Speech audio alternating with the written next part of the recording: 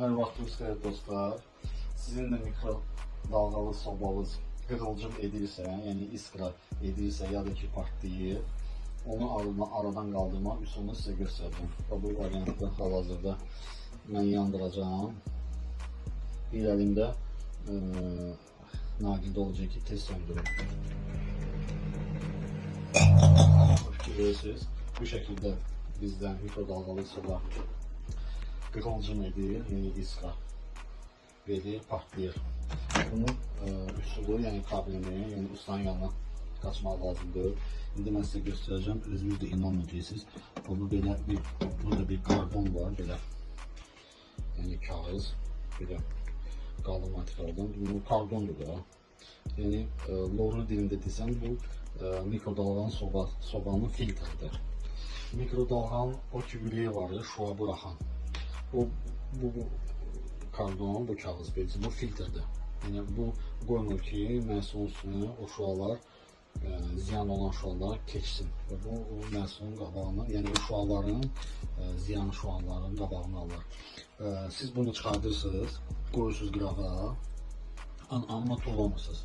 Yəni dükanlarda bunu əldə edəndən sonra, yəni görürsünüz bunun öz ölçüləri var, qıraqda da görürsünüz dişləri var. Onu qoyacaqsınız. Mən bilən bu karbon dükanlarda biraz ölçüdə böyük şəkildə satılır. Qoyacaqsınız üstünə və bunu bir-iki səliqəli bu formada mən bilən bunu heç qayçı ilə də kəsmək olmaz. Bıçaqla kəsib, şablon edib, yenisini bura qoya biləcəksiniz yerinə. Amma ki, bunsuz siz işlədə bilərsiniz, problemsiz. Lakin məhsulun üstünə, məsəl üçün biz belə bir qapaq istifadə edirik. Belə bağlamalısınız qoyduğunuz məhsulu ki, o dediyim ziyanı uşaqlar sizin məhsulunuza keçməsin.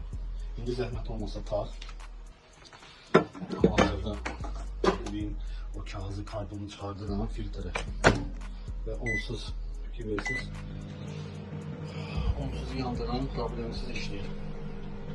Yəni məlumat da verim, yəni mən usta deyirəm, yəni məişət ustası deyirəm. Özüm ustayım, amma inşaat xidmətində, yəni təmir tikintidə. Amma məişət avadanlıq ustası deyirəm, özüm də oxuyub, öz evim üçün eləyirəm və sizinlə bu videonu bölüşürəm. Sizdə də belə problem varsa, aradan qaldıra bilərsiniz belə yüngül. İstifadə edin, xeyirli olsun.